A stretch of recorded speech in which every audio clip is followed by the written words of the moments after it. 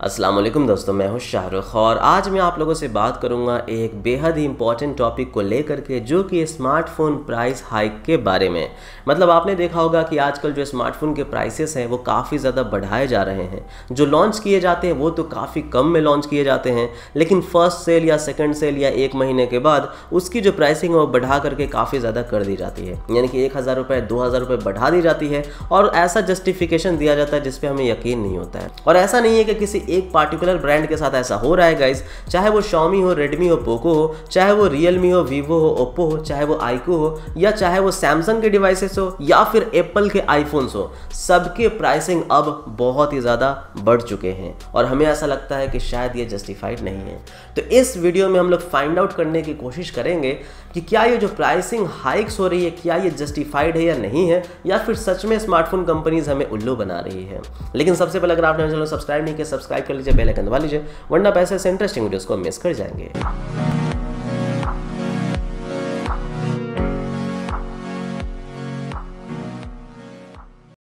Guys, सबसे पहले मैं आप लोगों को एक डिस्क्लेमर दे दूं। इस वीडियो में दिए जाने वाले सारे के सारे ओपिनियन वो सिर्फ और सिर्फ मेरे ओपिनियन है, मेरे रिसर्च के थ्रू है। अगर सही लगे तो सही मानिएगा, लाइक कीजिएगा वीडियो को, अगर गलत लगे तो डिसलाइक कीजिएगा, और अगर अच्छा लगे वीडियो तो ज़रूर सब्सक्राइब कीजिएगा। तो इस चीज़ को समझाने के लिए हमें एक एग्जाम्पल लेना पड़ेगा। तो यहाँ पे बात कर लेते हैं Redmi Note 9 Pro Max के बारे में। ये जो 9 Pro Max है गाइज, लॉन्च किया गया था 14,999 रुपये में, यानी कि 15,000 रुपये में इसका बेस वेरिएंट। लेकिन वही बेस वेरिएंट गाइज आज आपको मिलता है 16,999 रुपये में, यानी कि 2,000 रुपये प्राइस हाइक कर दिया गया है। अब ये जो डिवाइस है गाइज मार्च के महीने में लॉन्च हुआ था, यानी कि GST हाइक होने से पहले लॉन्च हुआ था। तो उस वक्त जो है 12% GST था। 12% GST अगर आप निकाल दे 14,999 रुपये से, तो आपको बचेगा 13,391 रुपये। यानी कि इस डिवाइस की जो कॉस्ट प्राइस थी वो थी 13,391, लेकिन 12% GST लेकर के आपको 15,000 बन जाता था। लेकिन 1 अप्रैल को गाइस GST हमारा 50% हाइक हो गया, यानी कि 12% से 18% हो गया। और जब ये GST 18% हो गया गाइस, तो उसके बाद ये जो डिवाइस बिक रहा है वो है 16,999 रुपये में। लेकिन यही अगर आप कैलकुलेट करेंगे कि कितना होना चाहिए था, तो गाइस इसकी सेलिंग प्राइस होना चाहिए था 15,800 रुपये। यानी कि आपका जो ये Xiaomi डिवाइस है वो 1100 रुपये आपसे एक्स्ट्रा ले रहा है। जी हाँ, अगर आप 14,999 रुपये में 12% हटाएंगे तो 13,391 आएगा, और जब 13,391 में आप 18% जोड़ेंगे तो वो 15,802 आएगा।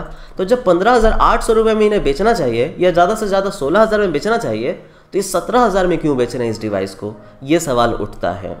तो गाइज़ यहाँ पे जवाब आता है कि आजकल कोरोना का पैंडेमिक भी चल रहा है, और हम लोग जो भी कैलकुलेशन कर रहे हैं ना, सिर्फ ये मद्देनज़र रखते हुए कर रहे हैं कि सिर्फ और सिर्फ GST का असर पड़ा है और किसी चीज़ का असर ही नहीं पड़ा है।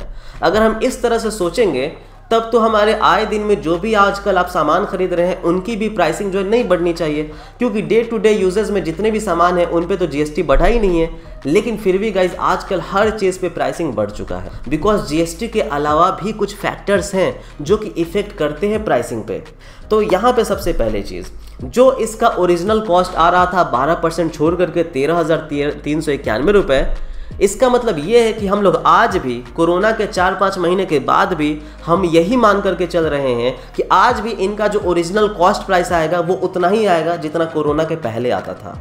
हम ये मान के चल रहे हैं गाइज कि इनके सप्लाई चेन पे कोई भी इफेक्ट नहीं पड़ा है। हम ये मान के चल रहे हैं कि इनके प्रोडक्शन वैल्यू पे कोई भी इफेक्ट नहीं पड़ा है। हम ये मान के चल रहे हैं कि ये आज भी स्मार्टफोन कंपनीज उतने ही में रॉ मटेरियल्स खरीद रही है जितना में वो पहले खरीदा करती थी, जो कि पॉसिबल है क्या? अगर हर चीज़ का प्राइसिंग बढ़ रहा है तो यहाँ पे स्मार्टफोन के रॉ मटेरियल्स का भी प्राइसिंग बढ़ रहा होगा। रॉ मटेरियल्स यानी कच्चे प्रोडक्ट जिनको बाद में यहाँ पे ला करके मैन्युफैक्चर किया जाता है। तो सिर्फ GST से नाप तोल कर लेना ये सही नहीं है। अगर आप मोटरोला के फ़ोन देखेंगे जो कि आज से 10-15 दिन पहले ही लॉन्च हुआ था, वो लॉन्च हुआ था गाइस 17,000 रुपये में, लेकिन उस पर 500 रुपये बढ़ा दिया गया। अब इन दोस्तों 15-20 दिनों में कोई GST हाइक तो नहीं हुआ, लेकिन 500 रुपये क्यों बढ़ाया गया वो भी मोटरोला ही जवाब दे सकता है। बट जाहिर सी बात है गाइस, कुछ ना कुछ यहाँ पे कॉस्ट पे इफेक्ट पड़ रहा है। तो यहाँ पे गाइस सबसे पहली चीज़, कोई भी स्मार्टफोन बनती है तो उनका एक सप्लाई चेन होता है। सप्लाई चेन जैसे कि चाइना से वो कुछ प्रोडक्ट्स को मंगा रहे हैं, ताइवान से मंगा रहे हैं, हांगकांग से मंगा रहे हैं, और यहाँ पे ला करके मैन्युफैक्चरिंग किया जाता है। तो सबसे पहले तो उस सप्लाई चेन पे इफेक्ट पड़ा हुआ है।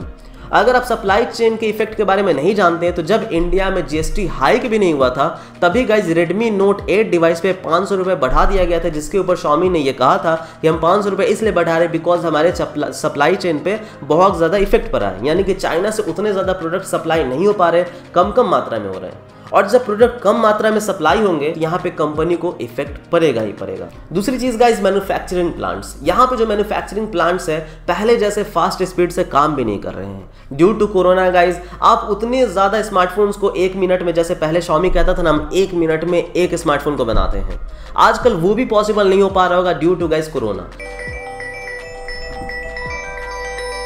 दूसरी चीज़ गाइस, जितने भी लेबर्स आते होंगे मैन्युफैक्चरिंग प्लांट पे काम करने के लिए, सबके सेफ्टी का ख्याल रखना, सबको मास्क प्रोवाइड करना, सबको सैनिटाइज करते रहना, इन सब की कॉस्ट भी आपके डिवाइस में ऐड होती है। लेकिन उसके बाद एक और चीज़, जब मैन्युफैक्चरिंग प्लांट में कोई डिवाइस बन जाता है तो उसके बाद उसे वेयर हाउसेस में भेजा जाता है। वेयर हाउसेस में कैसे भेजा जाता है? तो उसका ट्रांसपोर्टेशन किया जाता है, फिर वेयर हाउसेस से Amazon या फ्लिपकार्ट के पास ट्रांसपोर्टेशन किया जाता है, यानी कि रिटेलर्स के पास, एंड फिर रिटेलर से कंज्यूमर्स के पास ट्रांसपोर्टेशन किया जाता है। अगर ये 4 स्टेप में कभी भी प्रोडक्ट आपके पास जा रहा है तो वहाँ पे पेट्रोल का प्राइसिंग इफेक्ट करेगा ही करेगा। कितना ज़्यादा इफेक्ट करेगा? जो पेट्रोल की प्राइसिंग मार्च या फरवरी के महीने तक आपको लगता था गाइज लगभग 70 रुपये, वो आज आपका 80 से 85 रुपये के बीच में है। तो जब 10 से 15 रुपये यहाँ पे पेट्रोल की प्राइसिंग में इफेक्ट पड़ा है गाइज, तो आप समझ सकते हैं कि ट्रांसपोर्टेशन पे कितना ज़्यादा इफेक्ट पड़ा होगा। साथ ही साथ गाइज एक और चीज़ फैक्टर है जो कि डिपेंड करता है इनके प्राइसिंग पे, और वो है गाइज फॉल ऑफ रुपीज़। यानी कि जो रुपया का वैल्यू है गाइज वो धीरे धीरे घटते जा रहा है। जो रुपया का वैल्यू आज से 4-5 महीने 70 रुपये के आसपास था, वो अभी 75 रुपये के आसपास है। तो अगर रुपया का वैल्यू घटेगा तो साथ ही साथ गाइज जो बाहर से चीज़ें इंपोर्ट की जाएंगी यहाँ पे असेंबल करने के लिए, मैन्युफैक्चर करने के लिए, उनकी प्राइसिंग ज़रूर बढ़ेगी। तो इस तरह से हम ये मान के नहीं चल सकते हैं कि जो हमारा ओरिजिनल कॉस्ट एक डिवाइस को बनाने में लगता था आज से 5 महीने पहले, वही कॉस्ट आज भी लग रहा है, क्योंकि आज कोरोना के सिचुएशन में काफ़ी ज़्यादा जो है प्रोडक्शन वैल्यू पे इफेक्ट पड़ा है, काफ़ी ज़्यादा जो है मैन्युफैक्चरिंग वैल्यू पे इफेक्ट पड़ा है। इसलिए मैं कहता हूँ कि ये एक सही वक्त नहीं है आपके लिए स्मार्टफोन खरीदने का। ये वक्त सही नहीं है गाइस। अगर आपको स्मार्टफोन खरीदना ही है और अगर आपके पास कोई नॉर्मल स्मार्टफोन अभी है तो उसे 4-5 महीने चला लो और नवंबर दिसंबर के महीने में जाकर के कोई स्मार्टफोन खरीदना। बाकी जो लोग अमीर है जिनको ज़्यादा फर्क नहीं पड़ता है वो जाए और ख़रीदे, कोई फ़र्क नहीं पड़ता है गाइस, बिकॉज 1000 रुपये, 2000 रुपये, 3000 रुपये अगर प्राइसिंग बढ़ती है तो ये एक तरह से जस्टिफाइड है आजकल के सिचुएशन में। लेकिन अगर आप इस पर हल्ला करना चाहते हो कि जीएसटी तो 18% हुआ है तो आप 1000 रुपये एक्स्ट्रा क्यों ले रहे हो, तो फिर मुझे लगता है कि ये मैन्युफैक्चरिंग कंपनीज़ के लिए काफ़ी बड़ा सवाल हो जाएगा। और अगर वो लोग जवाब भी देंगे तो लोग नहीं समझेंगे, क्योंकि एट द एंड लोगों को बस ये मैटर करता है कि हमें अच्छा वैल्यू फॉर स्मार्टफोन मिले, चाहे उसमें कंपनी का फ़ायदा हो या ना हो, चाहे कंपनी डूब जाए या फिर चलता रहे, उन्हें कोई फ़र्क नहीं पड़ता, उन्हें बस स्मार्टफोन से मतलब है। बस ये चीज़ें हैं। बाकी के लिए गाइस जाते जाते मैं ये कहना चाहूँगा कि ये जो वीडियो में मैंने जो कुछ भी कहा वो सारी की सारी मेरी ओपिनियन थी। इसे किसी भी तरह से फैक्ट के तौर पे मत लीजिएगा, ये एक ओपिनियन थी। ये सारी बातें सही भी हो सकती हैं, ये सारी बातों में कुछ गलतियाँ भी हो सकती है, लेकिन जो मुझे सही लगा वो मैंने आप लोगों से कहा। थैंक यू दोस्तों, बाय बाय, जय हिंद।